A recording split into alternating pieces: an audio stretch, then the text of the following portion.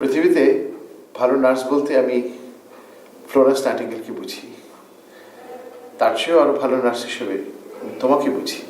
G thank you sir. অনেকে mother টেরেসার কথা বলে, লেডি ডায়ানার কথা বলে, কিন্তু আমি শুধু তোমার কথাই বলবো। জেনে খুবই ভালো লাগলো যে আপনি Florence nightingale, mother Teresa, lady Diana, তারপরেই আমাকে কনসিডার করেন। ঠিক তাদের পরে না, প্রায় সমতুল্য বলতে পারো। আর আজকে এই মুহূর্তে তুমি আমার সামনে বসে আছি। জি স্যার, আপনি বলেন স্যার যা বলতে চান। ওয়ালাইকুম সালাম।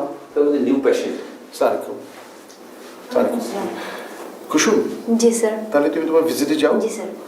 আর ডোন্ট ফরগেট তোমার মেল ওয়ার্ডেও কিন্তু ডিউটি আছে। জি অবশ্যই স্যার। কেমন? জি ফিমেল ওয়ার্ড মেল ওয়ার্ড দুটোতেই যাচ্ছি। হ্যাঁ। জি স্যার। আর আবার কথা হবে। জি অবশ্যই ঠিক আছে। জি sir. Look forward to meeting you soon. জি। Take care, by.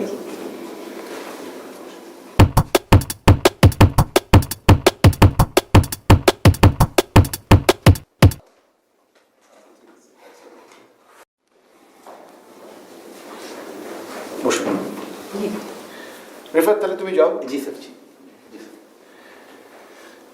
জি বলুন, আপনাদের মধ্যে কে পেশেন্ট?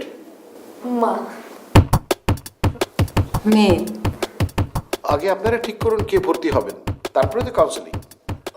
না আমার মা ভর্তি হবেন। তুই চুপ কর। আমার মেয়ে নাফিসা। নাফিজা, আচ্ছা। মা নাফিজা। ও মাঝে মাঝে বাড়িতে খুব চিৎকার করে আর খুব হাসাহাসি করে। সবাই এই জন্য বলেছে যে ওকে একটা মানসিক হাসপাতালে ভর্তি করতে। আপনাদের এখানে ভর্তি করে দিয়েছি ওকে সেজন্য। ও, ওকে অলরেডি ভর্তি করে দিয়েছেন? জি। তাহলে তো ওই পেশেন্ট। Nafiza, welcome aboard. তুমি ভর্তি হয়েছে শুনে খুব খুশি হলাম।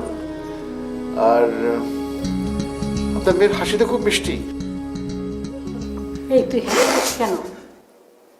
এখন আর বুকে ব্যথা নেই? আপনার মেয়ে কি সবসময় হাসে? হ্যাঁ, এই জন্যই তো সমস্যা। আচ্ছা। হাসে, চিৎকার করে। আচ্ছা, কি কি ব্যাপার? কি চাই? হ্যাঁ, কি চাই? আমি কি চাই? হ্যাঁ, কি চাও তুমি? আমি তুমি দেখছো না আমি একটা মিটিংয়ে আছি? আপনি চিল্লাবেন না। আচ্ছা, আমি যা চাই তা আপনি আমাকে দিতে পারবেন? তার মানে কি? হ্যাঁ, আমি চাই আপনি দিতে পারবেন। আমি যা চাই পারবেন দিতে? মা একটু চাপেন তো। তুমি তোমার ওয়ার্ডে চলে যাও। আমি চাই এই মেয়েটার কোলে মাথা রেখে। এই ডাক্তার, নার্স, রিফাত, কে আছো? আপনি চিল্লাবেন না। আপনি একে নিয়ে যাও। আপনি বললেন যে আমি কি চাই, আমি ওর কোলে মাথা রেখে শুতে চাই। আপনি দিতে পারবেন? তুমি যাও এখন। এই দিতে পারবেন না তাহলে বলেন কেন? কি চাও কি চাও? মোটু পাগল করে না।